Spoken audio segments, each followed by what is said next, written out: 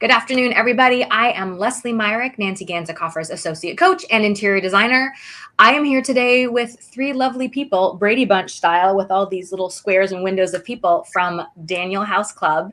We have Peter, Phil, and Renee, who all have different roles.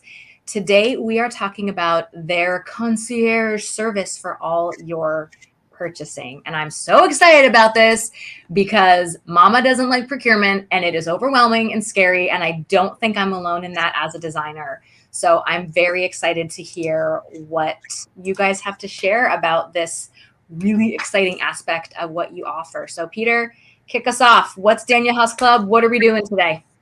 Yeah, so I think this is like the fifth time that you and I have talked together. So I thought it would be nice to bring in some people who are actually serving our clients every single day, and just kind of talk about what the experience as a club member looks like. So for those who don't know Daniel House Club, we help designers all over North America procure for their projects. And particularly for small, but really any size firm, we find that we're able to save a whole buying position for many people. So we really think of ourselves as, and our clients think of us as sort of their back of house. We handle the kind of logistical nightmares that are inevitable when procuring furniture. And our goal is just to make procurement as profitable and simple for the designer as it could possibly be. So we both like and sort of, are working toward this not being a statistic, but we sort of recently discovered that almost 40% of our revenue comes through custom product requests from designers. Interesting. And that means they see that we have a vendor, but we aren't listing a specific piece from that line. And so they'll reach out to the concierge and request it. And then we turn around very, very quickly and have that product posted, and they can add it to their board right away. We love that. We hope that designers know that we do that. And I think maybe, Renee, if you would just talk about some of the pieces that you've helped people and what that process back and forth is. I know it's very simple, but I never participate in it. So yeah, sure. So we don't have full catalogs up just yet from every single vendor. So it is a work in progress. We have a whole entire product team that is adding new product constantly every single day. But with that being said, there are still many items from all of our vendors that we don't have live on the site just yet. So if you are on a vendor's website and you see an item that you would like to purchase, but you don't see it with Daniel House just yet, just shoot us an email or send over the link and we can add it for you. No problem at all. We can do that with custom items as well. People send in requests all day long, every day. And it's a pretty quick turnaround time, usually within one business day, if not by that afternoon. And if you have questions or you're not sure if the product is available, just shoot us an email, give us a call, chat in. We're happy to look into it for you.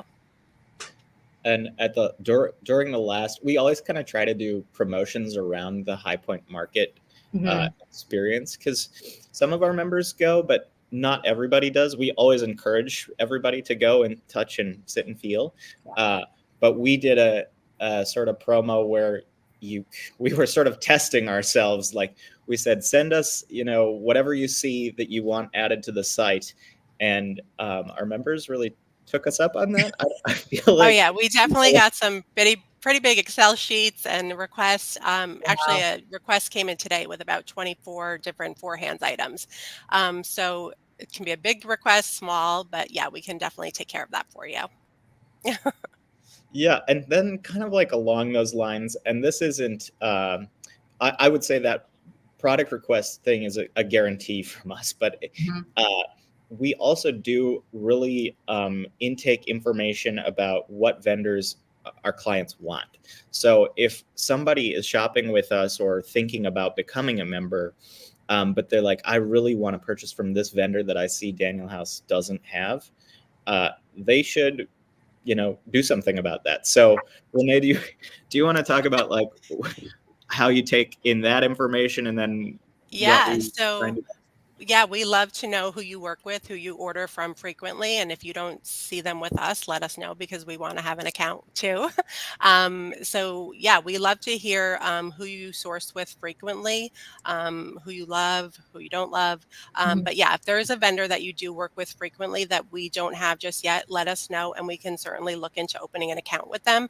It's not a super fast process, but we have a lot of requests and we have a whole list of like vendors that are on the rise. So yeah, they're added to the site as well. I wouldn't say daily, but you can speak to that, Peter, a little bit. But yeah, we take vendor requests all the time. Yeah. Yes, to speak to that. So what happens is Renee collects all of those throughout the week, and then we are sort of putting a check mark next to the vendors that we know are getting frequently requested. And then going, we have our, I would say right now, the sort of biggest bottleneck in our business is that vendor onboarding process. Mm. So vendors will send catalogs in a huge variety of ways. We've even received a jump drive in the mail that said, "Hey, our catalog is on this." Not helpful. Not like to receive information. So we do tend to have a list of about 20 vendors that are in the process of being onboarded at any time. Okay. And we try to be really communicative about the timeline with people who are looking for something. So I think probably the biggest differentiator that I hear about us is how well we handle, and Phil and Renee, if you are hearing something else, chime in and say, but how well we handle kind of the post-purchase logistics Mhm. and any kind of return issues. So can you guys talk a little bit about what happens once a purchase is made? What is the support that what is the sort of first level of support a designer is receiving?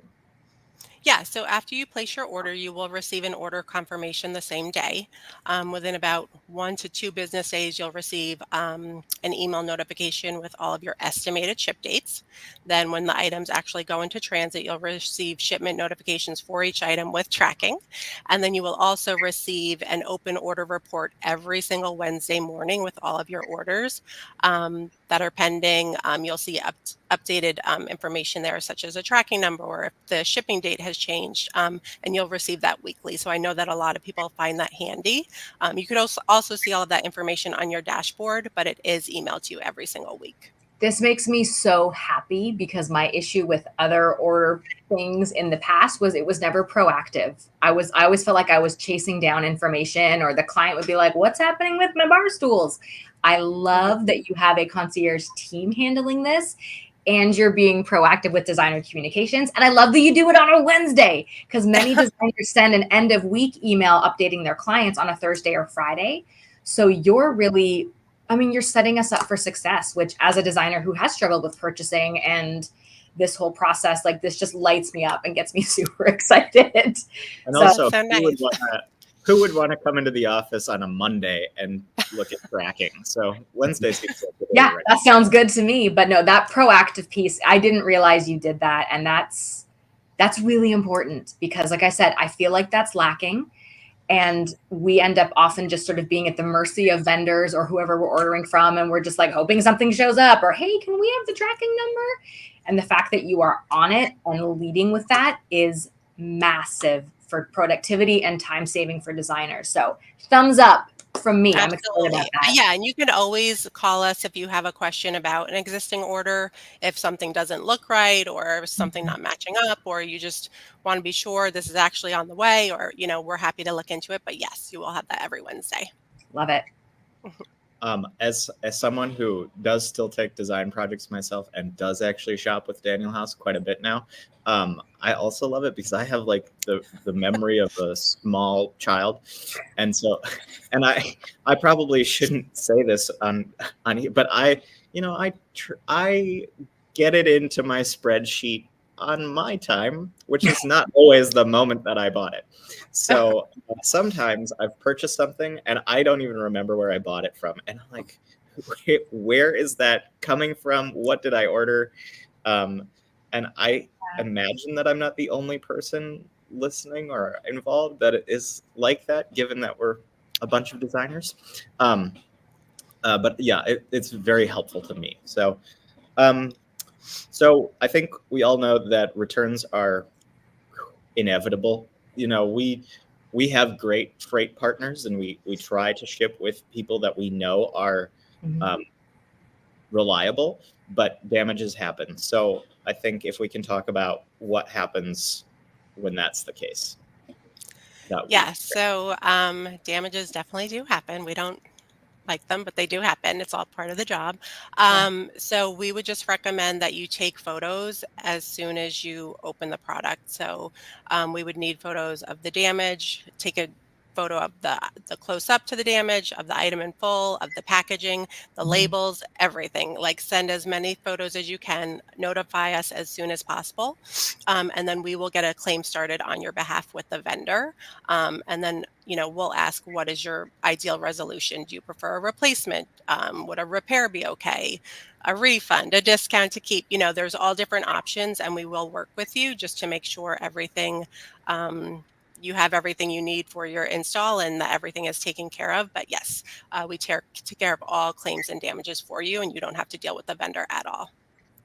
I love that. And I want to clarify too. So these are damages, defects, things where there is an issue. What about remorse returns? Like, what if a client just is like, yeah, I don't actually like this, which I will say as a designer, I have a very firm policy that is not a thing and we don't do that. But there are sometimes exceptions, and some designers are more open to that. Is that something that can be done through you? Is it at the discretion of each vendor? What does that look like if a designer comes to you and says, hey, you know what? We ordered this sofa. My client really doesn't like it. What can we do? Yeah, so we definitely do take returns but we do follow the vendor's policies. So if that vendor does not accept returns, then we do not take back returns. I want to say about 95% of the vendors that we work with do accept returns. Okay. With that being said, there would be a restocking fee, and the return cost of shipping would come off of your refund. But you can see on the product page for every single item if that item is returnable, and we always advise looking at that first, just to make sure if you do happen to have a picky client or you're really not 100% with the item, definitely take a look there first. But I want to say a good amount of the vendors do take returns. Yeah. So It's hard when you don't see something things in goes person. south, it could be an option. Not that we want to lead with that. And like I said, myself and many designers, and Nancy and I teach this in our coaching, that things are final sale, but we also understand there are occasional exceptions. So that's good to know. So for most vendors, not all, it is a possibility with the understanding, well, A, that we have your concierge team to help, but B, it's not free. You're paying for return shipping and likely a fairly significant restocking fee. Yep. And Okay. but you do have about 30 days. So it's a good little window. It's not within just a few days or a week. You do have a month to decide. And also, I just want to point out that you don't even have to get involved with the returns or damages. If you want to take on that on behalf of your client, that's fine, but we can also speak directly to the end client. So if you can be involved as much as you want or as little as I you don't want with want like to be. returns, I'm warranties. Yeah. So I love to That's point that out because most designers, don't want to be no, involved. I'm good. You're probably better at handling it than I am. Yeah. And I feel like Renee and Phil and Robert do probably a better job of answering these questions than the videos that we have in our FAQs, but we do have some resources if people don't want to reach out to the concierge or want to know before they order how it's going. In our FAQ section, we have a lot of information about how returns work, how to properly fill out a BOL, because that's weirdly difficult. It is. And yeah, so we have that as well. And we also encourage people to request fabric samples and finish samples too to help reduce the chance for remorse return at the other end of the purchase. We can do that through you guys?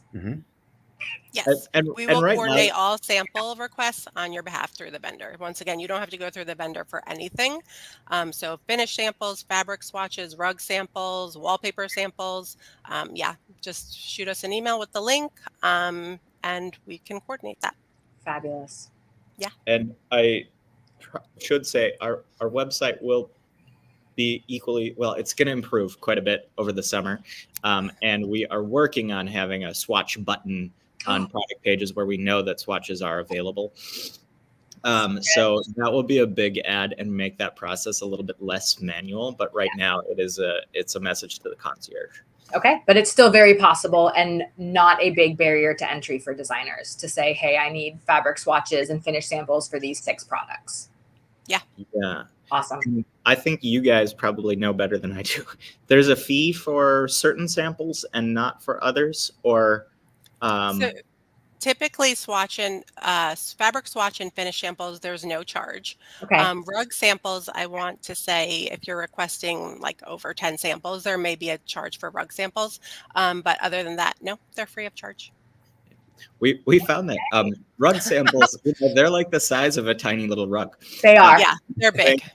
If you're requesting a lot of them, that actually adds up quite quickly. So I think that's more than fair. If if you're going to have 10 or 12 rug samples, there might be a fee attached to it. But if you just need a couple for a project, even with my direct accounts, I'm paying for rug samples often. So I understand that.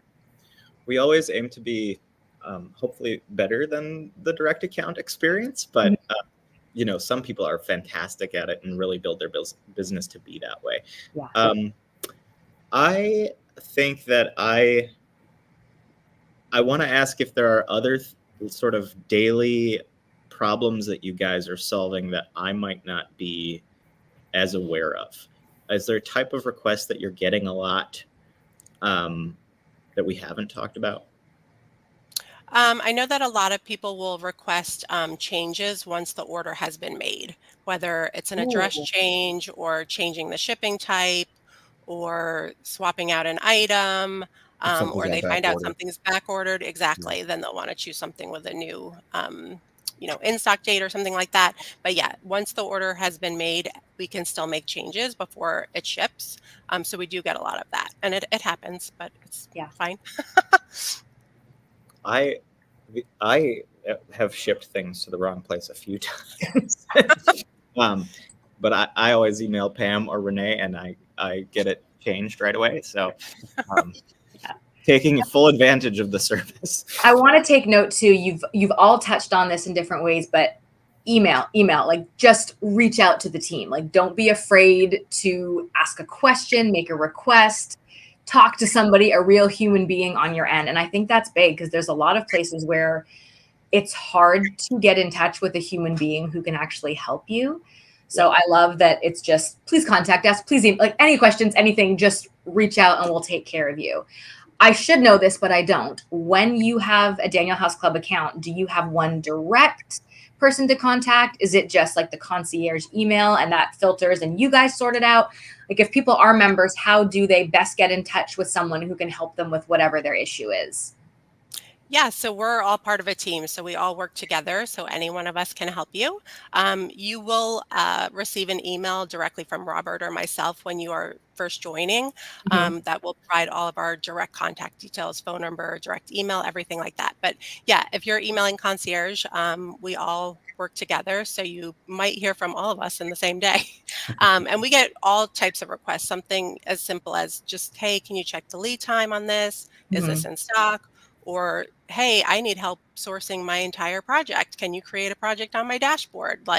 We do literally everything. Love it. So that's sort of the one-stop shop, the place to go. If you have question, issue, concern, comment, need, it all goes to that one point of contact. And then you wonderful people on your back end figure out what happens there. I love that. It just simplifies things for us as designers where, email concierge, done.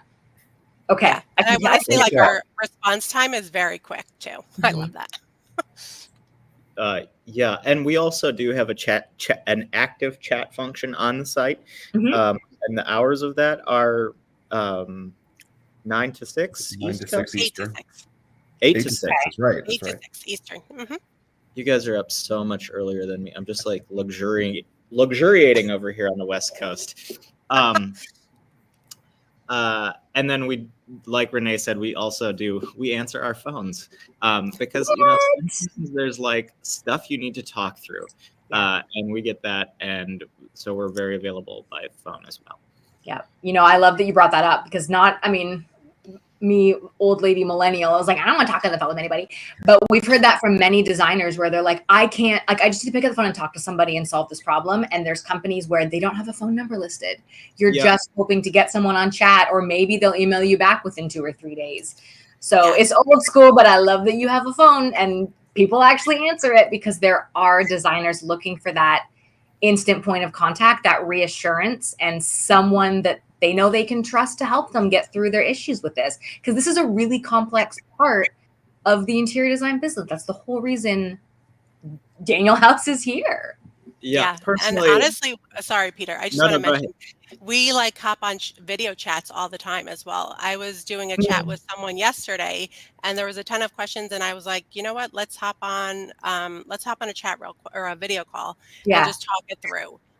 We do that all the time. So yeah, if there's something you ever need help with on the site and you're just having trouble, we can hop on a video at any time. I think that's great. Yeah. I was just going to say that I would be like emotionally and probably intellectually unable to buy like a $30,000 sectional without speaking to a human voice. And our CFO and COO, same person, is amazing. He builds systems like, he's just like awake at night thinking about how he's going to improve everything, which is very cool. But when we first started, he was like, no, are you sure we need a phone? And yes, I'm positive. Yeah. There's no way. Well, I'm like him. I'm like, don't call me. I don't want to talk to you. Just email me. But so I love that you're covering your bases and you're meeting designers where they are. You've got some people that want to talk on the phone. Some people need that video engagement and getting the answers that they need. I have a question for Phil, since I know he's a newer team member. Sure. I'm just curious. You coming in from the outside, you've been with DHC, about a month at this point, you said? Yeah. What's one cool, interesting thing you've noticed, something that maybe surprised you, or something that you're seeing just work really, really well for designers? Well, I think the receptiveness to hearing what designers' needs are on a daily basis. If somebody's emailing or chatting or calling in with a request for a different feature or service, that we're very receptive to shifting and evolving to meet the needs of our customers. So that's one thing I've noticed right away, is that we're just very flexible and interested to hear how we can learn and grow and evolve our service platform. That's great. We have 6 core values. One of them is that we have fun, and that's obviously the most important one. But one of them is that we put designers first. Designers really are our only client. A consumer can come and shop with us for some lines at sale price. Our shipping is currently always 15% of the value of an order, so it is exorbitant for a consumer. So very, very, very, very few consumer sales. And we are all about hearing what the designer needs. So it's kind of like everything that we think about doing, we kind of run through the lens of, does that actually improve the designer's life? And we hope that every change that we make does. And we would like to hear if it doesn't. So I think that's great. I think another thing about our concierge team that we're all very proud and thrilled about is that they all have really strong design background to begin with, and kind of have been in the shoes of the person on the other end.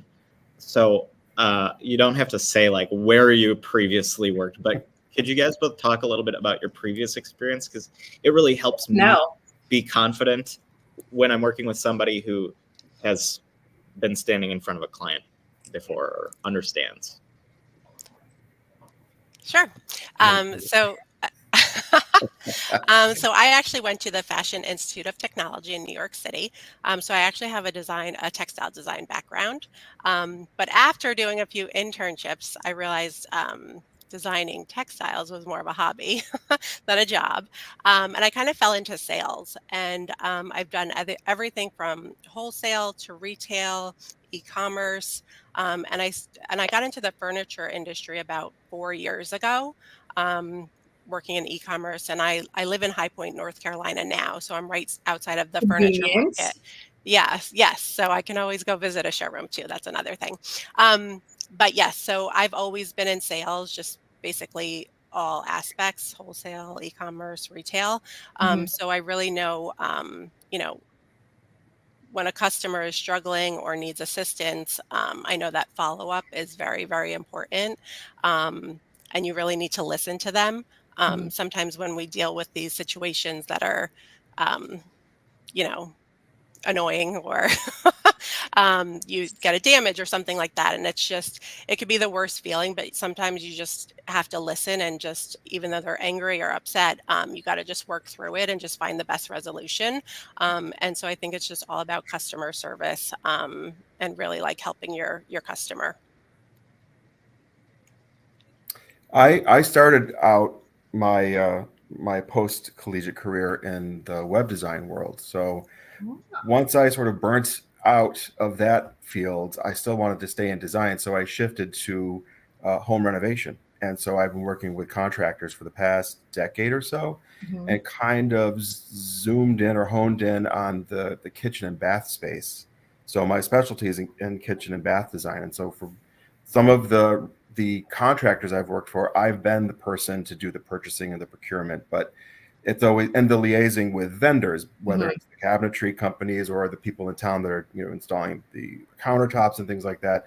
So I understand some of the pain points in the industry. Now, I'm still learning with this job some of the interesting features that go into larger items, because in my past, I haven't really coordinated furniture delivery. It's been more things like handles and knobs, faucetry, things that are smaller. So it is interesting to me to see the many ins and outs that go into more of the interior designer space for full house renovations and full furniture, and there's a lot that goes into it, and it's very interesting to see how much goes on behind the scenes that we're trying to make transparent to our customers. Phil brought up an interesting point that I want to touch on, and then I'd like to get to like some stories of how we've recently helped particular people. But every time we are like an event sponsor, we do like a little survey, and one of the questions we ask is, if you're an interior designer, are you buying furniture for your clients? And usually 50% say no, I've never bought furniture for my clients. Really? Because it's so horrible. Yes, correct. And in some instances, not profitable. Oh, I've lost money doing it before, for sure. Not knowing how to do it right. You can just keep practicing until all your money is gone. So one of the things that we like that stat, because sometimes, and we don't encounter this much, but we used to frequently have vendors say, well, then you're going to be competing with me. And we're like, actually, we're not, because we're making it possible for this 50% of people who never were willing to undergo this pain to now add this piece to their business. And I think we do a pretty good job of supporting those people who are not at all interested, and would rather, I don't know, jump off a cliff than be involved in the purchasing of furniture. So I'm just curious if there's any like standout recent experiences that you've had, where I prefer the stories about something having gone sideways and then we miraculously fix it. But if that has never happened, something else. So Renee, do you have a good? I'll have to think about that for a minute. Let's see. I know right now we're actually dealing with someone. Their sofa arrived yesterday in the wrong color.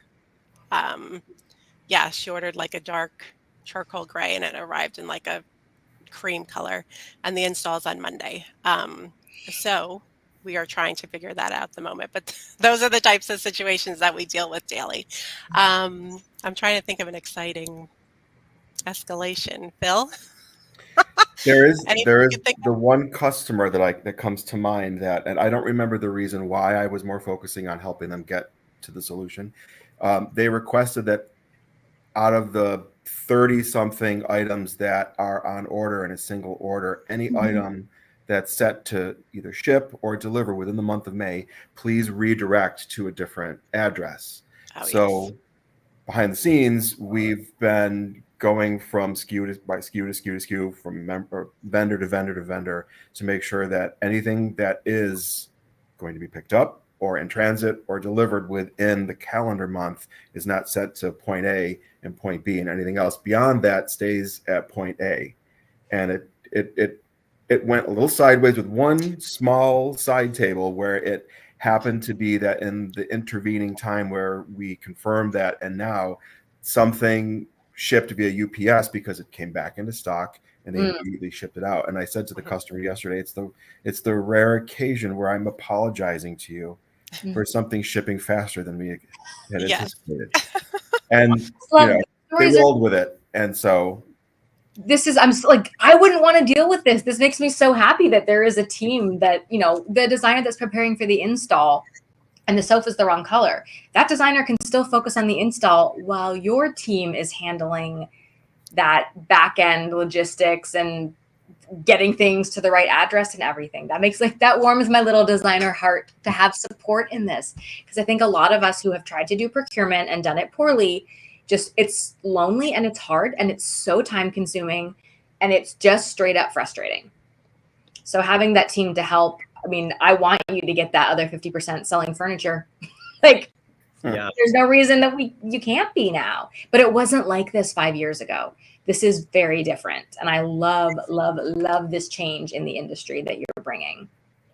Yeah, I do too. I really do. I will say that I was probably the most skeptical of the founders of this business. I was like, this is not going to work. This is not how I would ever buy furniture. And I use it all the time now. And it really, one thing that I like too is that it allows me to take on that client who maybe only has $20,000 to spend. I can still be profitable with that person because I'm not hoofing down the sidewalk with a couch in my arms. I'm sorry, a sofa in my arms. So I guess are we nearing the end of this time? Do you have questions for us? I haven't seen any questions come in. I've just heard a big amen to that from House of Huck in the comments, which yes. Oh, House of Huck is watching. She's one of our, we love all of Meredith. So love it. Yeah. Any last thoughts for us, Peter or Phil or Renee, about the concierge service for all your purchasing through Daniel House Club? Yeah, I would just say don't ever hesitate to reach out. We're always here to assist, and we love helping you guys. So we are here all day, awesome. Monday through Friday. Well, thanks for having us, and I guess we'll be back again in a month with new faces. Love it. This is great. I love hearing from multiple people on your team. It brings such a neat perspective, and I love that this humanizes what can be seen as a tech company, like an online platform. There's human beings on the other side that are very lovely people that want to help you as a designer succeed. So Meredith says she's a fangirl. Yeah, me too, Meredith. I love it. All right. Thank you all so much for being here. We will see you next month for another discussion about Daniel House Club. Have a wonderful day, everyone. We'll talk to you soon. Thanks for having us.